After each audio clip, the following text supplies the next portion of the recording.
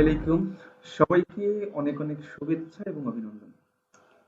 দর্শক, আজকে কথা বলবো অত্যন্ত গুরুত্বপূর্ণ একটা বিষয় নিয়ে। হ্যাঁ, অবশ্যই অত্যন্ত গুরুত্বপূর্ণ একটা বিষয় নিয়ে। বিশেষ করে সিভিল ইঞ্জিনিয়ারদের জন্য অত্যন্ত গুরুত্বপূর্ণ একটা বিষয় নিয়ে। সেটা হলো এগ্রি ট্রেড কি, কেন এগ্রি ট্রেড করতে হয়, কিভাবে করতে হয়। এই সম্পূর্ণ বিষয়টা নিয়ে আজকে কথা বলবো। আশা করি সবাই সাথে থাকবেন। ধন্যবাদ সবাইকে। দর্শক, এগ্রি ট্রেড হলো আমরা যখন কোনো কনস্ট্রাকশন কাজের জন্য বিওকিউ রিসিভ করি, অর্থাৎ কোনো সরকারি ডিপার্টমেন্ট যখন আমাদেরকে বিওকিউ বা বিল অফ কোয়ান্টিটি প্রদান করে, আমরা কোনো একটা কাজ করব, সেই কাজের দিক নির্দেশনা দেয় যে আপনি এই এই কাজগুলো এই এই কোয়ান্টিটিতে এইভাবে করবেন। সেটার জন্য প্রোডাক্টের স্পেসিফিকেশন দেয়া থাকে এবং কোয়ান্টিটি এবং রেট উল্লেখ করা থাকে। তো সেই অনুযায়ী কাজ করতে হয় এবং সেই অনুযায়ী বিল সাবমিট করে বিল রিসিভ করতে হয়। তো দেখা গেল উদাহরণস্বরূপ যে আপনাকে একটা বিল্ডিং এর কাজ করতে বলা হয়েছে, কিন্তু বিওকিউ এর ভিতরে যে কোনো কারণে আপনার সিঙ্কের আইটেমটা মিসিং হয়ে গেছে, অর্থাৎ আপনাকে যে ওয়াশরুমে বা কিচেন রুমে যে একটা সিঙ্ক বসাতে হবে, সেই সিঙ্কটা আপনার বিওকিউতে উল্লেখ করা নেই। এখন আমরা স্বাভাবিকভাবেই জানি যে কোনো একটা রেসিডেন্সিয়াল বিল্ডিং এ যদি কিচেনে সিঙ্ক ব্যবহার করা না হয়, সেটা অবশ্যই দৃষ্টিকটু একটা ব্যাপার। তো তখন দেখা যায় যে প্র্যাকটিক্যালি আপনাদেরকে সেই ডিপার্টমেন্টের যারা হায়ার অথরিটি আছে তারা আপনাদেরকে মৌখিকভাবে সিদ্ধান্ত দেয় যে আপনারা এখানে একটা সিঙ্ক বসাবেন। তখন একটা প্রশ্ন আসে যে সিঙ্ক আমি বসাবো, সিঙ্ক এই বসাইলে এই সিঙ্কের বিলটা আমি কোথা থেকে পাবো? কারণ আমি যে সরকারের সাথে যে কন্ট্রাক্ট করেছি, অর্থাৎ সরকারের সাথে কন্ট্রাক্টটাই হলো আপনার বিওকিউ বা বিল অফ কোয়ান্টিটি। তো সেই বিওকিউ বা সরকারের সাথে আপনার কন্ট্রাক্টের ভিতরে সিঙ্কের ব্যাপারে কোনো আইটেম উল্লেখ নেই। এটাকে ইঞ্জিনিয়ারিং ভাষায় নন টেন্ডার আইটেমও বলা হয়ে থাকে, অর্থাৎ এই আইটেমটার উপরে আপনার টেন্ডার করা হয় না, সেজন্য এটাকে বলা হয় নন টেন্ডার আইটেম। তো এই নন টেন্ডার আইটেমকে আপনাকে যখন কাজে ব্যবহার করার জন্য বলা হয়, তো সেই আইটেমটা কিভাবে টেন্ডারে অন্তর্ভুক্ত করা হয় বা যেই পদ্ধতিতে সেটাকে পুনরায় টেন্ডার করা হয়, সেই প্রসেসটাকে বা সেই পদ্ধতিটাকে এক্সিট রেট বলা হয়। অর্থাৎ একটা ডিপার্টমেন্ট বা সরকারি ডিপার্টমেন্ট একটা রেট ফিক্স করবে, সেই রেটটা উভয় গ্রুপ, কন্ট্রাক্টর গ্রুপ এবং সরকারি ডিপার্টমেন্ট উভয় পক্ষ এগ্রি করবে। যেই পন্থা বা প্রসেসের মাধ্যমে এই রেটটা এগ্রি করা হয়, এটাকে এগ্রিড রেট বলা হয়। আশা করি বিষয়টা সবাই বুঝতে পেরেছেন যে এগ্রিড রেট হলো আপনার নন টেন্ডার আইটেম, যেটার আইটেমের কোনো রেট হিসাব করা নেই, অর্থাৎ আপনাকে বিওকিউতে আপনার সিঙ্কের জন্য কোনো রেট দেয়া নেই। এখন আপনাকে প্র্যাকটিক্যালি সেই সিঙ্কটা ব্যবহার করতে হবে। তো সেই প্র্যাকটিক্যালি আপনি সিঙ্কটা ব্যবহার করলে কিভাবে সেই সিঙ্কটা থেকে আপনি রেট পাবেন বা সেই সিঙ্কের বিলটা আপনি পাবেন, সেই পদ্ধতিটাই হলো এক্সিট রেট। তো আমরা এটা কিভাবে করে সেই বিষয়ে আসলে কথা বলবো। এক্সিট রেটে দুইটা জিনিস থাকে।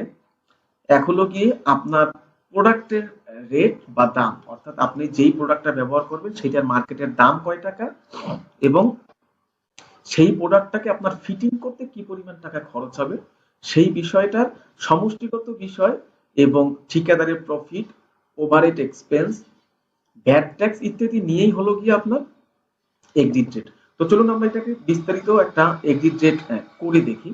তো আমরা যেটা বলতেছিলাম যে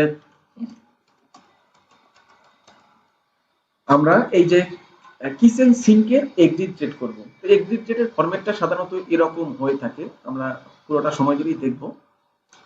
তো এরপরে নেম অফ কনস্ট্রাকশন, এটা কোন কনস্ট্রাকশনের জন্য প্রযোজ্য হবে এই রেটটা, সেটা এখানে উল্লেখ করতে হবে। এরপরে ডেসক্রিপশন অফ আইটেম, এখানে লেখা আছে supply and fixing of kitchen sink complete as specified, অর্থাৎ আপনি এই কিচেন সিঙ্কটাকে সাপ্লাই দিবেন এবং প্র্যাকটিক্যালি যেখানে আপনার ডিজাইন ড্রয়িং এ দেখানো আছে সেই জায়গায় এটাকে ফিক্সিং করবেন।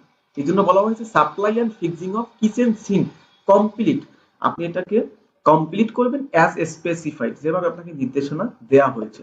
তো এক্সিট রেট করার সময় অবশ্যই একটা ব্র্যান্ড উল্লেখ করতে হয়, কারণ ওই ব্র্যান্ডের বর্তমান মার্কেট রেট যাচাই করে সেটার উপরই আসলে রেটটা অ্যানালাইসিস করা হয়। তো এখানে উদাহরণস্বরূপ দেওয়া হয়েছে যে এই কিচেন সিঙ্কটা আপনি আরএফএল ব্র্যান্ডের ব্যবহার করবেন, এই জন্য এখানে কিন্তু ব্র্যান্ড আরএফএল উল্লেখ করা আছে। তো এরপরে এই কিচেন সিঙ্কের সাথে সংশ্লিষ্ট যে জিনিসপত্র থাকে সেগুলোর দাম নিয়ে নিতে হবে। যেমন একটা কিচেন সিঙ্ক ধরে নেই যে কিচেন সিঙ্কের মার্কেট প্রাইস আছে 3000 টাকা। এরপরে 30 mm dia CPA West with coupling, এটা ধরে নেই যে আমার, ধরে নিলাম 350 টাকা দাম আছে, কম বেশি হতে পারে। এরপরে আছে পিভিসি ওয়েস্ট ওয়াটার পাইপ, এটা ধরে নিলাম 150 টাকা, কম বেশি হতে পারে। রাবার প্লাগ চেইন ইত্যাদি ইত্যাদি, যাই হোক 50 টাকা দাম ধরে নিলাম। তো এই সবগুলো নিয়ে অর্থাৎ সিঙ্কের সাথে সংশ্লিষ্ট যে আইটেম গুলো আছে সবগুলো সহ আমার দাম আসলো 3550 টাকা। এটা কিন্তু আপনার অ্যাকচুয়াল কস্টিং, অর্থাৎ এই দাম দিয়ে আপনাকে মালটা কিনতে হবে। তো এই দাম দিয়ে যখন মালটাকে আপনার কিনতে হবে, তখন তো আপনার এটার উপরে তাহলে 10% ঠিকাদারের প্রফিট দিতে হবে। তাহলে এই রেটের উপরে ইন্টু 10%। ওকে, এরপর আছে add overhead at the rate 3.5%, অর্থাৎ ওভারহেড এক্সপেন্স যেটা থাকে সেটা অ্যাড করতে হবে। ওকে, তাহলে সেই মূল টাকাটা 3.5%। ওকে, এরপরে আসি তাহলে টোটাল টাকায়, তখন টোটাল টাকার পরিমাণ কত আসলো? টোটাল টাকার পরিমাণ আসলো 4039 টাকা 25 পয়সা। ওকে, এখন এই যে টোটাল টাকাটা যেটা আসলো এটার উপরে আপনারা আবার 7.5% ভ্যাট দিতে হবে।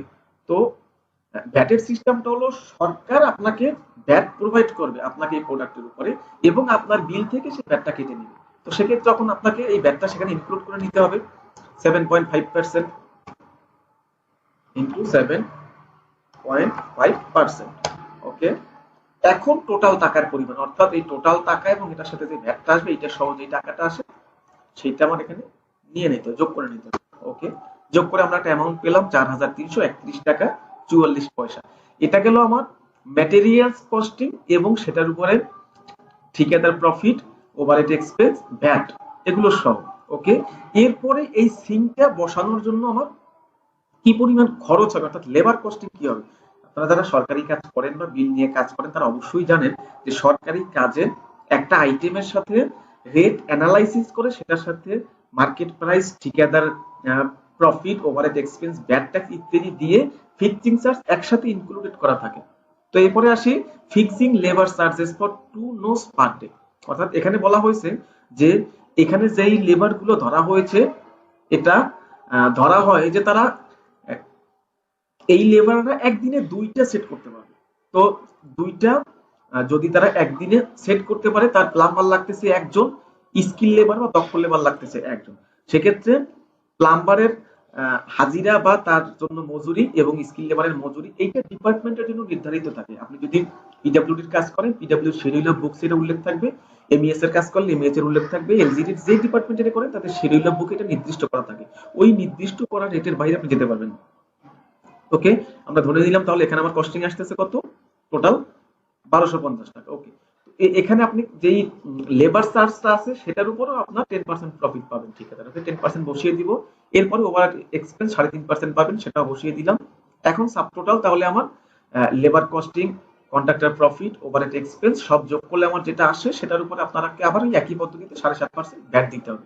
তাহলে আমার মোট টাকার পরিমাণ আসলো এইটা, অর্থাৎ আপনার এখানে ফিক্সিং এর জন্য।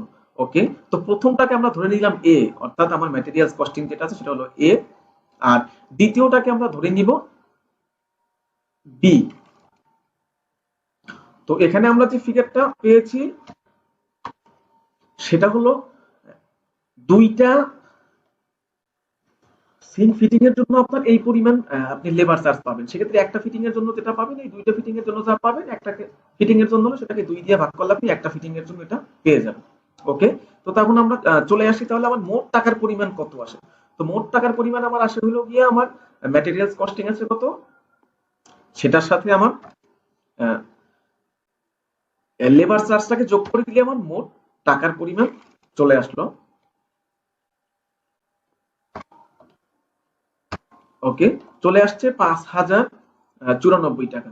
সেক্ষেত্রে রেট ইসের সময় রেট যখন অ্যানালাইসিস করা হয় তখন এটা একটা রাউন্ড ফিগার ধরা হয়। যদি আপনার 0.50 উপরে হয় তখন পরবর্তী সংখ্যা হয়, 0.50 নিচে হলে সেটাকে নিচের সংখ্যা ধরা হয়। তো ধরে দিলাম 5094 টাকা। ওকে, তো এখন দেখতে হবে যে আমাদের আসলে এই আইটেমটা আমার কত কোয়ান্টিটি লাগতেছে। তো ধরে দিলাম আমার এখানে যে বিল্ডিংটা হচ্ছে সেখানে 104 পিস লাগতেছে, ধরে নিলাম এখানে আপনার 100 পিস লাগতেছে।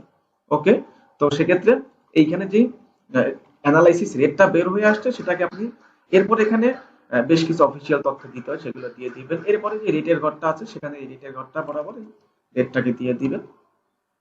ওকে, এরপরে আসছে আপনার কোয়ান্টিটি। কোয়ান্টিটি আছে কত 100 পিস। তাহলে এরপরে যেই ঘরটা আছে নিট ফিনান্সিয়াল ইফেক্টস, অর্থাৎ এই আইটেমের উপর টোটাল টাকায় আপনার কি পরিমাণ প্রভাব পড়বে। তো সেক্ষেত্রে আমরা টোটাল কোয়ান্টিটি এবং রেটকে যদি গুণ করে দেই তাহলে রেট ইন্টু কোয়ান্টিটি। ওকে, আমার চলে আসলো যে আমার এখানে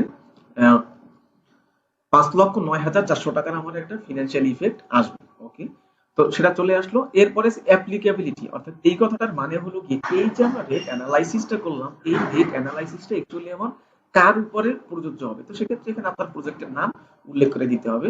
যেমন এখানে লেখা আছে this rate is only applicable to CA number এত এত। তাহলে এখানে আমার একটা প্রজেক্টের কোড নাম্বার দেওয়া আছে, অর্থাৎ এখানে আমরা যে রেট অ্যানালাইসিস করলাম এই রেটটা শুধুমাত্র আমার এই প্রজেক্টের জন্য প্রযোজ্য হবে। অন্য কোনো প্রজেক্ট যদি এটাকে রেফারেন্স করে এই একই প্রজেক্টের আওতায় অন্য কোনো কোম্পানি এটাকে যদি এই এক্সিট রেটকে সে তার কাজে ব্যবহার করতে চায় সেটা সে করতে পারবে না। সেটা এখানে এইভাবে ক্লারিফাই করা আছে। যাই হোক, এরপরে হলো গিয়ে সংশ্লিষ্ট কর্তৃপক্ষের স্বাক্ষর, যেমন অ্যাকসেপ্টেড বাই।